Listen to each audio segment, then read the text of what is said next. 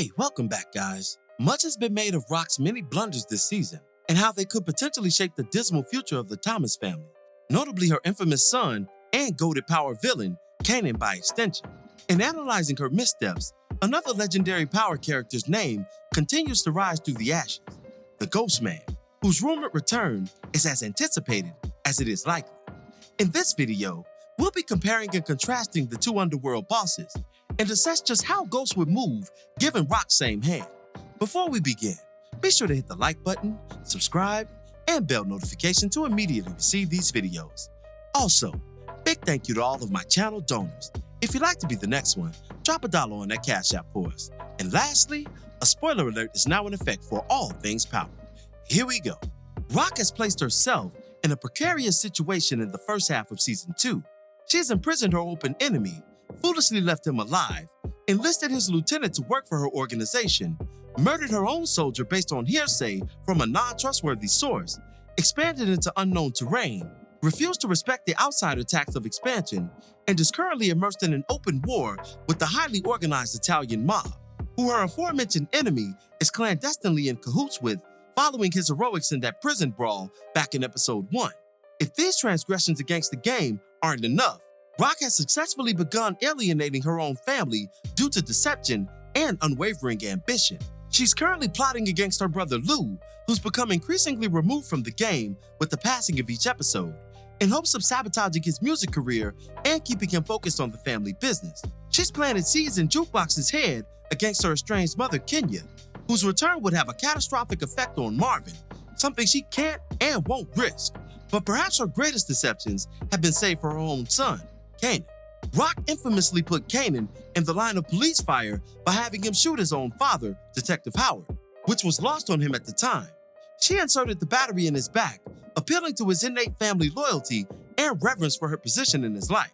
However, since his return from those climactic events, Rock has done nothing but double down on her previous deceptions, creating more questions than answers within her troubled son, and inadvertently leaving the door open for the void to be filled by opposers to her familial claims, such as Howard himself, who we saw Kanan meeting with at the conclusion of episode 4. These are instances where Rock deserves the heavy criticism she's received from week to week. And honestly, much of it sounds like an offshoot of mistakes Ghost himself made in the original Power series. In comparison, the Ghost Man murdered his own loyal soldier Rolla at the behest of Kanan, an untrustworthy source at the time of dissemination. Furthermore, his own brand of deceptions, combined with his insatiable ambition for more power, pun intended, alienated him from his family until his untimely demise in Season 6. But all things considered, this is where the comparisons conclude on the negative, because unlike Rock, Ghost was a master chess player. Motivations are a huge aspect of character rationale throughout the Powerverse, and Ghost's motivations were in stark contrast to Rock's. The hunger for more got Ghost out of bed each morning, and he utilized the game as a stepping stone to achieve that. Ghost was the businessman first, irrespective of how that business looked. It's what made him thorough with the wash and folds, the nightclub scene, and on a larger scale, politics. Ghost was meticulous and inspired by the trinkets the game could bring him, but not by the game itself. Rock, however, falls into the latter. She is motivated by the game and its allure. In the words of Moneymaking Mitch from Paid in Full, Rock loved the game. She loved the hustle. She doesn't view the drug game as a means to a more legitimate end. To Rock, the drug game is the beginning, middle, and end. In fact, it's the entire story. Interestingly enough, a mature street poison Kanan would later adopt an identical philosophy concerning street business. He similarly had no intentions of leaving the game, which is why Ghost crossed him in the first place, providing the foundation for our earliest conflict in Power's now storied history, Ghost versus Kanan. It makes sense that Kanan would maintain such short-sightedness in all things hustle. He was literally a chip off a very problematic block, one that, by the looks of things, created the monster we once knew with a plethora of manipulation tactics. Ghost's attempted severance from the game was his series-long struggle. He didn't love the game. He was proficient at it, but it didn't move him. His inclinations, however, were curated by his clandestine occupation. Rock, on the other hand, is consumed by what Jay-Z iconically referred to as the allure. She loved the day-to-day activities of maneuvering below America's social order on her own terms. In this respect, Rock is short-sighted, and that's the major difference between the crime lords. Ghost was a thinker, a cerebral personality not bound by the limitations of what the game had to offer. On the contrary, he was inspired by what the game could do for him in the highest of American circles, not the world below it. Ghost's maneuvers in that underworld are what made him beloved to audiences, and their insidious execution leaves much to be desired in Rock's current tactics by comparison. If Ghost let an enemy live, it was purely for his own benefit until he saw fit to remove the pawn from the board. Such was the case with Dre, who Ghost allied with many times when it suited his interests and ultimately discarded once it didn't. Kanan was another example of this dynamic. He was Ghost's open enemy, and the two rampaged against each other in one season only to ally in a future one. Under that agreement, Ghost never viewed his former mentor as a trusted member of the group, only a necessary evil to take out a greater one in the aforementioned Dre. Remember, it was Ghost's original idea to frame Dre for Ray Ray's murder, only to be subverted by Tasha, whose actions led to Kanan's shootout and death. Comparatively, Rock framing Unique for shooting a cop is Ghost School 101. However, where they part in logic is Neek still breathing thereafter. When Ghost framed Dre for killing Jason, his plan was to have him killed in jail, a plot that he wouldn't live to see materialize, but was carried out nonetheless. Unique's seemingly unnumbered days have been Rock's greatest thorn, all things considered.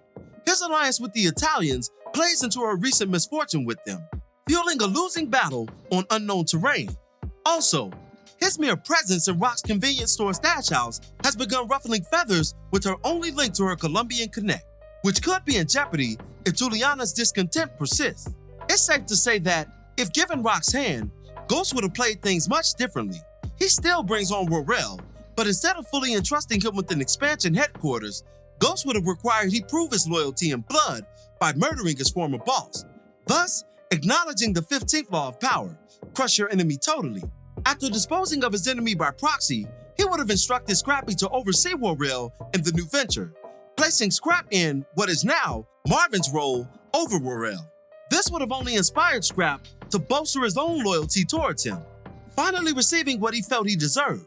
On the Italian front, Ghost would have sent a trusted emissary to negotiate terms of expansion, as he did with Tommy and the Serb on numerous occasions. If those conversations proved fruitless, then he would have jumped into action to achieve his aims, as he did in the climax of Season 2, wiping out all of the Primeras and freeing a couple on his way out of the criminal underworld, for the time being anyway.